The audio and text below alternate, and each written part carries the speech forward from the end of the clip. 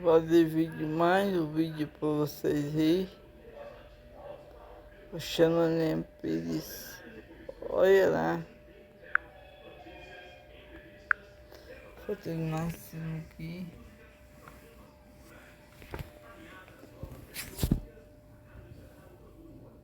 Entra lá no Facebook. No Facebook. No Facebook.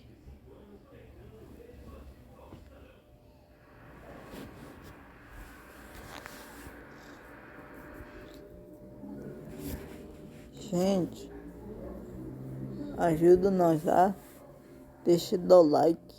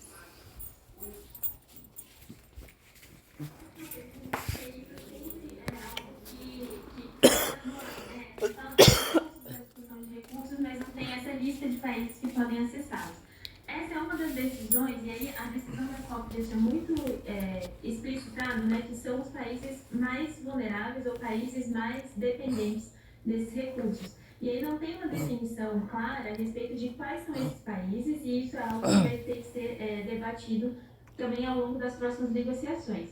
O que a gente sabe é que, além dessa discussão de perdas e danos, né, tem uma discussão há muitos anos, desde Copenhague, a respeito dos 100 bilhões anuais para o Fundo de Clima, que deve ser, sim, pago pelos países desenvolvidos e que os países em desenvolvimento, que são inclusive o Brasil, podem acessar esse fundo. O que acontece é que a gente não tem chegado a esses 100 bilhões anuais que estão no acordo, né, estão sob a convenção, os países desenvolvidos se comprometeram com esses 100 bilhões e anualmente a gente vê que não se chega a esses 100 bilhões. Então, isso é uma das coisas que precisa ser resolvida, não só no ambiente da Convenção sobre Mudança do Clima da ONU, mas também em outros espaços, e vale dizer que teve um resultado importante também dessa COP, que foi pouco mencionado, por enquanto, pelo menos aqui no Brasil, que é a reforma dos espaços multilaterais, inclusive os bancos de desenvolvimento, para que os países mais vulneráveis e os países em desenvolvimento consigam acessar esses recursos. Porque, primeiro, eles não estão sendo disponibilizados. Segundo, para acessar os recursos, também demanda um trabalho, né? Preciso ter um trabalho técnico de elaboração de projetos, de avaliação técnica desses impactos e dessas perdas e danos, outras necessidades de adaptação, e que os países em desenvolvimento, sobretudo os mais vulneráveis, né, os menos desenvolvidos que o Brasil, precisam também desse apoio técnico, inclusive para calcular suas perdas e inclusive para calcular quanto eles demandariam desses fundos para resolver as mudanças do clima. Então, são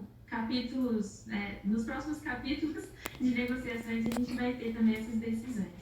A gente recebeu uma pergunta pelo Facebook do Cláudio Daniele sobre quem foi o representante do governo enviado oficial. Então, é bom a gente dizer que o presidente Bolsonaro não foi, ele enviou o ministro do Meio Ambiente, Joaquim Leite, e a gente teve na COP três delegações brasileiras, vamos dizer, três grupos, né? Que foi o grupo do governo, o grupo da Amazônia Legal, que teve um espaço na COP pela primeira vez, e a gente já vai falar sobre isso com a Cira, e o grupo da sociedade civil, que foi coordenado pela Cíntia. Nesse espaço da Amazônia Legal, né, Cira, foi a primeira vez que esteve presente na COP. Por que esses 9 estados amazônicos buscaram uma representação na COP e não foram para essa representação tradicional do governo, que sempre participa da COP anualmente? Sim. Bom, a participação dos estados amazônicos sempre acontece em todas as COPs, né? Estão sempre presentes as delegações, os governadores, mas esse ano os próprios governadores dos estados sentiram a necessidade de avançar com maior protagonismo, né? Dentro da COP, por duas razões. Primeiro, a questão mesmo de um espaço que os estados pudessem utilizar de uma maneira mais objetiva, mais prática, para realizar os painéis, os diversos painéis. Nós realizamos lá mais de 40 painéis, as reuniões bilaterais, por isso a necessidade da estrutura física, né, primeiramente. E depois, pelo próprio avanço do consórcio, o avanço das ações colegiadas. Todos os governadores reunidos nesses últimos 3 anos têm construído uma pauta, uma agenda comum de interesse regional, né? Então, sentiu-se a necessidade de fazer presença dos estados para apresentar ao mundo e aos integrantes da COP o que os estados estariam realizando e principalmente focado nessas agendas mais comuns de interesse dos novos estados amazônicos. Essa foi a principal razão, então, de ter essa constituição desse espaço. E nesse espaço também foi discutida a criação de um fundo apoiado pelas Nações Unidas, um fundo multilateral para ajuda de projetos de desenvolvimento sustentável na região amazônica. Esse fundo seria só para a Amazônia brasileira ou inclui também outros países, né, que estão aí na região da Amazônia? Sim, no dia 15, então, a ONU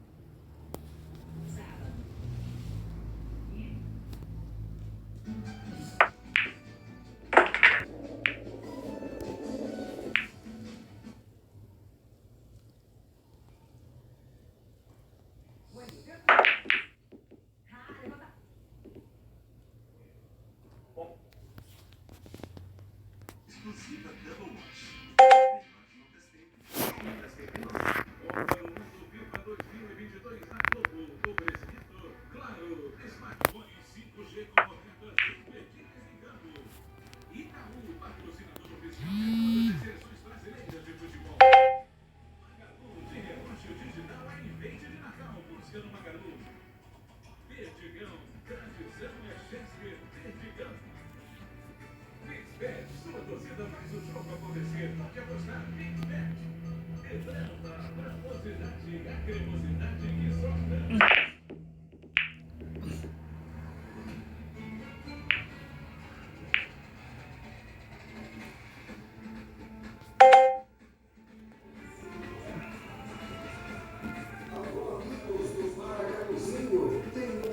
Deu.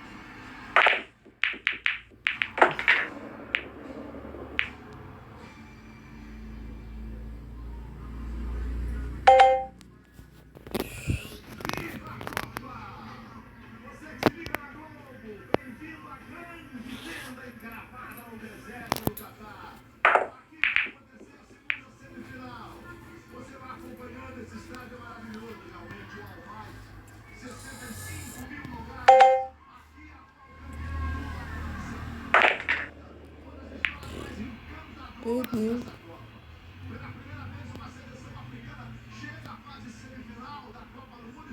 Ixi. Perdeu.